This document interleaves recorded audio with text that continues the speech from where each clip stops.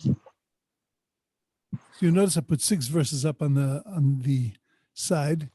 I am not that ambitious, nor that silly to think that I can make it through 6 verses. But I need those 6 verses really to make the second part of our introduction. It's really already learning the verses, but it's not the full blush of the pasuk. Those that are following at home from the audio version and not the video version. So you need a Mishlei, and you need the first 6 verses of Mishlei.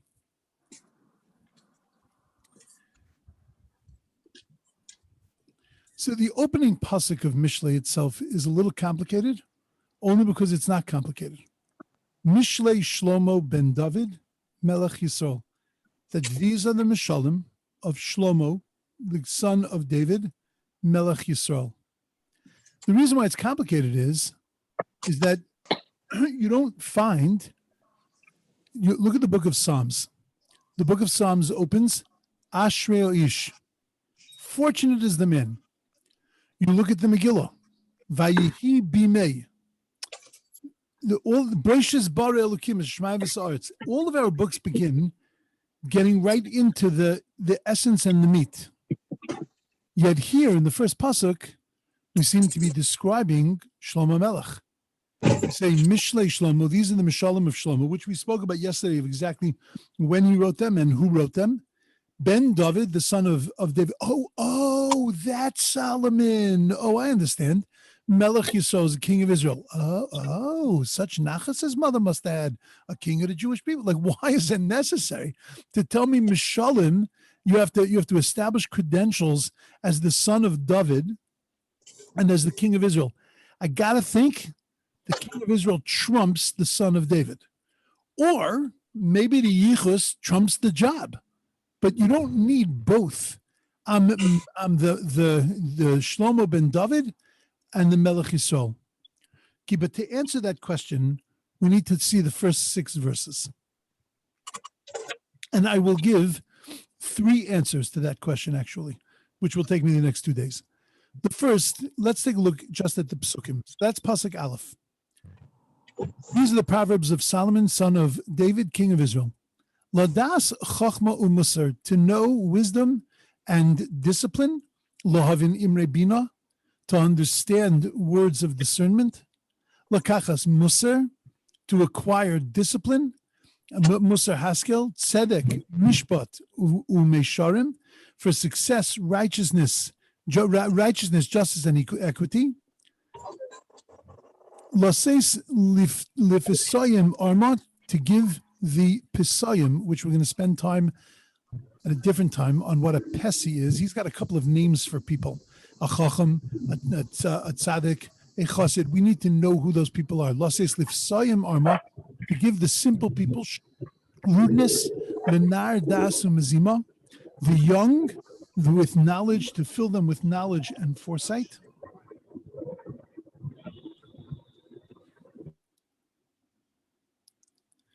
Yishma chacham v'yosef lekach, so that the wise man will hear them and will gain more wisdom.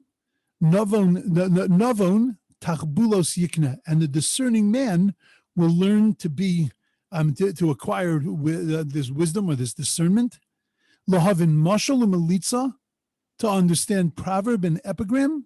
Divrei chachamim v'chidaisam, the words of the wise and their riddles. So in essence, what Shlomo Melech is telling us is, what's the purpose of this book?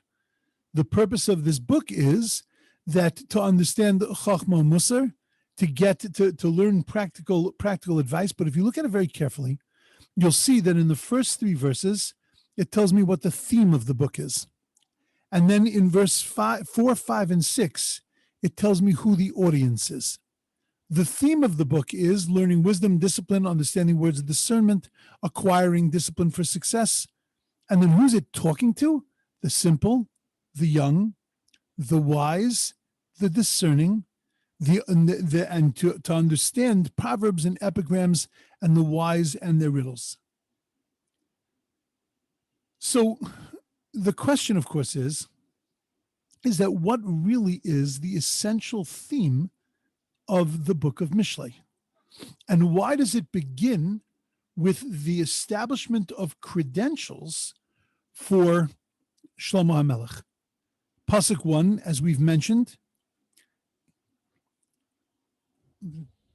put it up one more time for those that just came. Okay, so it's up a second time, so everybody should have it. So why do we need to establish credentials? And in Pasuk Beis, that's the essential, Beis and Gimel, it's the essential theme of the book. What exactly is the theme of the book? So if you look at it carefully, there are three themes. Look at verse 2. Lodas Chachma, Musar, Lahavin Imre Bina. Lodas Chachma, what's Chachma? Chachma is wisdom. We're going to spend a lot of time over the next couple of weeks understanding what wisdom is, and understanding in the terms of Mishlei and in the terms of rabbinic writing what exactly is seen as wisdom. Chachma, as it's being simply referred to here, is to know the principles of wisdom. That's what the book of Mishlei is for, which is the knowledge that guides a person in making wise choices in life. You have to understand the purpose of life, where life comes from, what we're trying to accomplish and achieve in order to be able to make the right choices. Everybody wants to make the right choices. Everybody wants to be successful, but unless you know what success is, it's very difficult to shoot for that. And that's what the first theme of this book is. The book of Mishlei is there to teach us Lodas Chachma. Now, I'm not writing that. That's Shlomo Melech. I'm just explaining his words. Lodas Chachma, to know wisdom. Often, it's counterintuitive to the nature of a person to make the right choice. In other words, we feel that we should be doing something in one direction. But then when we find out what really is going on, so then we realize that, you know what, it's a completely different direction. And sometimes our nature pushes us into one place. I was just talking with somebody recently. Their nature is a very, very soft nature. The thing that they're involved in right now requires them to be very tough, almost to the extent of being cold. And that's, if you look at the situation with Chachma, you realize that's the only thing that's going to get them through that situation, is if there's going to be that toughness and there's going to be that coldness. But it's counterintuitive. It's counterintuitive to who they are as people. Nevertheless, Chachma allows us, gives us the strength to be able to make the right kinds of decisions. It can be derived from human experience. It can't be derived just from human experience. It has to be derived from divine teachings. And that, Shlomo Melech tells us, is step number 1, Lodas Chachma. The second thing that you're going to get out of this book is going to be Musar, moral discipline. The application of the wisdom that you learned. You need discipline in order to be able to override the inclination, the Yetzer Hara, to make unwise decisions. You can have Chachma, which tells you, I need to go in the opposite direction from my nature. But you need to have Musar, you need to have discipline, you need to have a strength in order to be able to actually pull yourself in that direction, to actually accomplish going there. And that's the second theme of the book, says Shlomo Melech. Lodas Chachma, Musar, and Lahavin Imre Bina, to understand the words of Bina, of understanding, of discernment. Discernment means to be, in this case, means to be able to look at the words of the Torah and to be able to understand what the Ruach HaTorah is. That is not an easy task. To look at the run of commandments and to say, what kind of person does the Ribono Shalom want me to be? What kind of person am I supposed to be developing from these mitzvahs? What kind of personality is supposed to come out of a Shabbos, a Kashrus, a Taras Mishpacha? What kind of person emerges from that structure and that system? That's Lahavin Imre Bina. That's not understanding the words, being able to say over a good vart, being able to say over a good word of Torah, well, you should hear this explanation. It's great. It's amazing. We need to understand Torah on that level, but we really need to be able to pick up Lahavin Imre Bina, to really understand Lakachas Musar, to be able to acquire the discipline that's going to Musar Haskel, that's going to bring us to Tzedek, Mishpat, and Misharim, that's going to bring us to a life of righteousness, to justice and equity. And that's the three themes. What's awesome is that Chazal tell us, our rabbis tell us, in explaining Mishlei, that there are 3 books in Mishlei. There's chapters 1 to 9, which is the book of Chachma. There is chapters 10 through 24, which is the book of Musar, of discipline. And then there is chapter 25 until the end, which is Lahavin Imrei Bina, to understand the ways, the spirit of God and the message that God is trying to send us. And those are the 3 books. It's not only 3 themes that Shlomo Melech introduces in the very first pasuk, but that is the way he created his book. And that explains pasuk number 1. Mishlei Shlomo ben David Melech Yisrael. That these are the Mashalim of Shlomo, book number 1. Shlomo, Chachma. We said that Ladas Chachma, what's the first book? Chapters 1 to 9. It's all about Chachma. It's all about acquiring the wisdom, opening the eyes. Who was Shlomo Melech? Shlomo Melech was Chacham Mikol Adam. He was the wisest of all people. Shlomo Melech understood how to speak to the animals. Dr. Doolittle was created off of King Solomon. How is that wisdom? When you watch it on the big screen, it's cute. Dr. Doolittle talks to the birds and the monkeys. It's very nice. Shlomo Melech, we say the guy's the wisest guy in the world. He was able to talk to the monkeys because he was able to understand the world. He was able to understand Teva. He was able to understand nature. He was able, that's what it means. He was able to speak to the birds. It doesn't matter if he spoke Birdian, right, or if he spoke monkeyese. It doesn't make a difference. But that he was able to communicate with them because he understood what they were doing there. He understood what their tachlis in the bria was, what their purpose in the world was. And therefore it means that, and that's what it means to say that he spoke their language. That's the chachma of Shlomo Melech. When God came to Shlomo and said to him, what do you want? I can either give you, a house in Miami, or I can give you wisdom. Which would you rather have? Well, he made the right choice right now, but he took a wisdom. Why did he take wisdom? Because he understood with wisdom he can get himself a house in Miami. Because if he had wisdom, he can get everything else in the world. If he has chachma, he has everything. And that's why Shlomo Melech introduces himself, so that he can weave his first theme of Ladas Chachma in the first 9 chapters, and that you will accept that from him. Because he's telling you that these are his credentials. This is who he is. He's Shlomo ben David, the son of David. What was the second? The second theme of Mishlei was Musar, was discipline, was moral discipline. Other than one hiccup in David HaMelech's life, which he needed to make in order to be able to strengthen himself, Chazal say the Kol Misha Omer David HaMelech Chata, anybody who says that King David sinned, is Enu El Toeh. They're making a terrible blunder. David HaMelech unquestionably made a mistake, but the mistake is not what you think it is. He didn't send Uriah to the front of the line, to the front of the war, so that he could kill him, so that he could take his wife.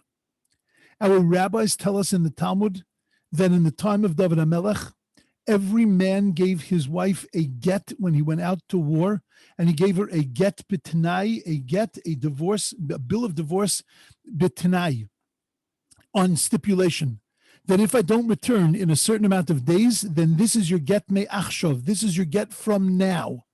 But that stipulatory get made it that if he died and was not recovered on the battlefield, so then he would not hold her up from getting remarried, because if you couldn't find his corpse, then she could never get remarried, in order to ensure that there wouldn't be agunot. So then therefore they wrote these provisional gets. Uriah wrote a real one. Because when David HaMelech told Uriah to go back to his wife, Uriah didn't go back, and David HaMelech had to repeat it a second time because Uriah knew that he didn't give a provisional get to his wife. He was not married to his wife. And when David HaMelech took this woman, it was perfectly permissible for David HaMelech to take this woman because she was no longer a married woman. And the reason why he sent Uriah to the front is because Uriah was a mored b'malchus. He was a rebeller against the king. And as a rebeller against the king, he was chayov misa. He was responsible to be put to death. So what was David HaMelech's problem? Do you realize how much in the past 2 minutes I had to undo from what many of you have learned throughout a lifetime of David HaMelech was a womanizer, what Hollywood did to David HaMelech? When they made the movie King David and they portrayed King David as a womanizer, which is the exact opposite of the way we understand David Melech Yisrael Chai v'Kayom. But that's the way we see him. That's the way we portrayed him. David HaMelech. But David HaMelech, the mistake he made was for a guy like David HaMelech, and with the whole world watching you, not so cool to go and to take this woman because you knew it was okay and you knew all of that. Nobody else knew that. It didn't look so Shane. It didn't look so nice. You're on your roof, you see a woman, you say you're going to take her, you send her, what everybody thought was her husband, out to the front, and the guy gets killed and you get to take her. That smells bad. And that's what God told him. And that's what he suffered for, David HaMelech. But what did David HaMelech do with that information? What would most people do? No, you don't understand. It was really okay. And there's a thesis in Bava Basra that says it's really okay. Like he would have given the whole thing and it would have justified it. You know what David HaMelech said? There is a space of 9 letters after Nasan HaNavi, Nathan the prophet, comes to King David to tell him that he did something wrong. Nathan the prophet tells him a story. And he asks David HaMelech to paskin on the story, to decide the rule. And David HaMelech decides the rule. And Nasan HaNavi says to him, Davy, that was you. And David HaMelech understood the mistake that he made. And there's a space right there of 9 letters. And that space, David HaMelech says, after that, says, Chatasi Lashem. So you could look at it and you say, that's it? Oops, God? I mean, that's what David HaMelech says after he realizes that he made a terrible blunder. The space was the tears. That's where David HaMelech said, Tachanun. The psalm that we read every morning in Tachanun, that David HaMelech said that my bed is wet with tears. David HaMelech understood that his sin was a sin of perception, but that's also a crime. And David HaMelech cried bitter tears in that space. David HaMelech was the quintessential Baal Musar. He had discipline. David HaMelech understood where he was wrong and where he was right. David HaMelech understood the world and he was able to apply it to himself. He was able to apply righteousness and justice to himself. And that's what Shlomo Melech is telling us. Who am I? I'm Shlomo. I'm the wise guy, but I'm Ben David. I'm the disciplined person. That's section number 2 of the book of Mishlei.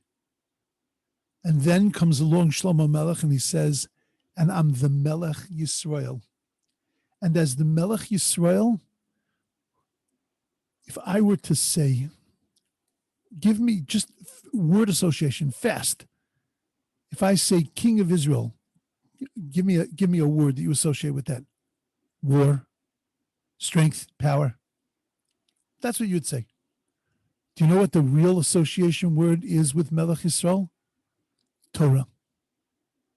Because the Melech Yisrael was the one who was obligated. It was his job to take Torah and to bring it to the people, to ensure that they lived lives of Torah, to ensure that there were rules and that there was a system in place, that his life would be centered around the Torah and their lives would be centered around the Torah.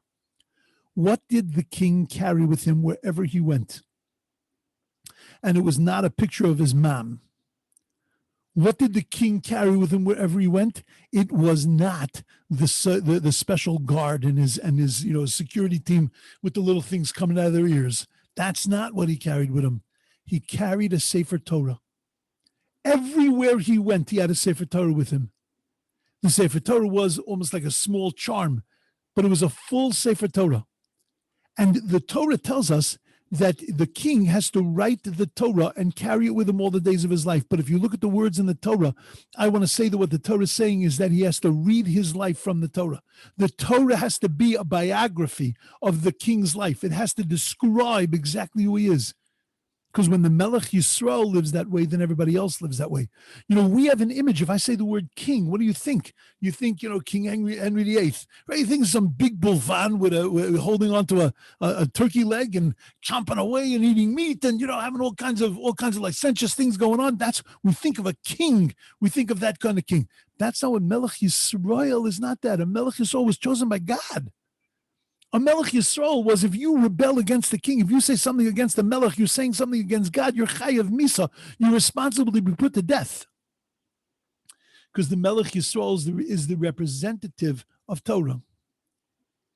And therefore, that first pasuk leads to pasuks 2 and 3. Pasuk number 1, why does Shlomo Melech say, a Mishlei Shlomo ben David? These are the Mashalim of Shlomo ben David Melech Yisrael, because the book of Mishlei encompasses 3 facets of our life: Chochmah, Musar, and Torah. Lohavin Imrei Bina. Therefore, he had to establish his credentials. Why am I the guy that can teach you about this? Because I am Chochmah Shlomo. I am Musar ben David, and I am Lohavin Imrei Bina. I am Melech Yisrael. That is an unbelievable understanding of the opening of Mishlei. But why Mishalim? Why teach me this, Chachma? These are deep instructions. How to develop wisdom in my lifetime? How to develop Musar, strength in my lifetime? How do I lehavin imrei bina to understand what God really wants from me? This, you need a manual with technical language. Put your right foot here, put your left foot there, stand up over here, sit down over there. This is the way you achieve that. Why talk to me in Mashalim? So Rabbeinu Bachai, who tomorrow I'll start off with a little description who the Rabbeinu Bachai was. The Rabbeinu Bachai was a Rishon around the 1300s. The Rabbeinu Bachai said something he wrote a commentary on the Torah. He also wrote a sefer called Kara Kemach. It was a brilliant mind, very much in the style of the Ramban, more of a Kabbalist than a rationalist. But he said as follows. He said, Mishalim, these parables, these little like hints of things, that's the derech hanavim. It's the way of the prophets. This is an old method, he said. When prophets spoke to us, they spoke to us in metaphors and similes. They spoke to us this way. And the purpose was to understand the wisdom and the message. The wisdom is the nigla. The message is the nistar. One is the revealed, one is the concealed. But to understand the words and then to understand what they mean to us. And therefore they use these mishalim. Our rabbis in the Medrash of Shir Hashirim gave an incredible mashal. They said as a little story, a person lost the pearl and they lost it in the darkness. You know it's there because it dropped on the floor, but you just can't see it. There's no light. So a person lights a match, a wick, it's called. He lights a little light, and there's a flash of light for a moment, and then the light goes out. But in that flash of light, you catch a glimpse of the pearl, and now, even in the darkness, you can go and get it because you saw where it was. Says Rabbeinu Bachai that the mashal is just that. A mashal is a flash of light, and it lasts just a moment. But al yedei hamashal motzei adam chachma gedola mifu'ara, that a person can see with that flash of light an incredible amount of wisdom. words that were sitting in front of us, when we get the mashal, when we get that flash of light, we can understand those words. They make sense. They enter inside of us and they become a part of us. Divrei Torah, he says, after we perceive that Divrei Torah lechoshech, after we perceive that we're living in darkness, so then kiem chashuchim lemishenim avinim, the Torah is dark to people that don't understand it. You know, I once used this mashal. I gave a class of mine the Rabbeinu Bachai in Hebrew, and I put it in front of them, and we were going to learn the Rabbeinu Bachai inside. And I saw people holding the paper like this. Like they're not doing it. They'd never seen, there was no English, no translation. They're looking at this commentary to say, yeah, right. There's no vowels. There's no transliteration. Rabbi, what are you doing us? You're killing us. They're looking at it, and I'm looking at it, and I'm saying, Rabbeinu Bachai, this commentary is so gorgeous. It's so amazing to me. It's like jumping off the page. I'm so excited about it. And they're looking at it and going, well, it could be, it's nothing. It's just words. Nice font. But that's all. Like there meant nothing to them. Because Divrei Torah, when we don't understand them, are chashuchim. They're actually dark to us. V'im shilu, and there is a mashal to margalis amiira. It's like that case of the flash of light that allows you to see the pearl. That's what a mashal does. That a mashal lets it stick in your head, and that's the way the Torah does it.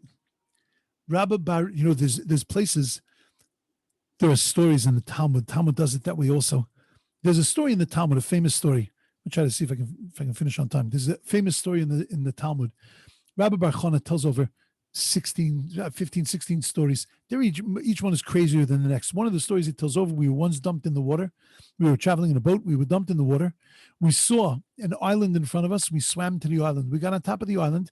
We lit fires. We searched for twigs to light a fire. We found a little bit of fruit. We started to eat. And then the next thing happened after we warmed ourselves up by the fire. The island pitched, and we realized, threw us back in the water, and we realized we were on the back of a fish.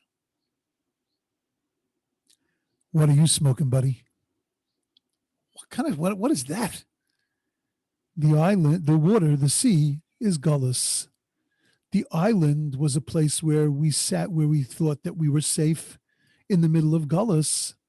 And then we realized that it's nothing more than just an illusion. It's just the back of a fish, and we got thrown back into gullus. And that's Jewish history. Every single place we've ever been, we thought we were home. Berlin, Yerushalayim. We thought we had made it. We thought we were safe and we were saved, and we ended up back inside of the ocean, back inside of gullus. Now, I could tell you that we have falsely believed that we have been thrust into gullus, thrust into a safe haven, and it always doesn't work for us. Or I can tell you the story of the back of a fish. And I promise you that whenever you hear that story, whenever you hear that concept, you remember that story, and the concept will live deep inside of you. It will make a deep impression. I did it a little bit quick, but it will make a deep impression. And that's why the rabbis talk in that way. And that's why Shlomo Melech talked in that way. Because Mashalim have the ability to be a flash of light. And with that flash of light, we can see the truth.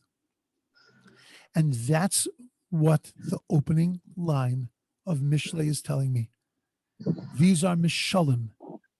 Relate to everything you learn here as a flash of light, which is casting illumination on something that in your life is dark. And who is saying it?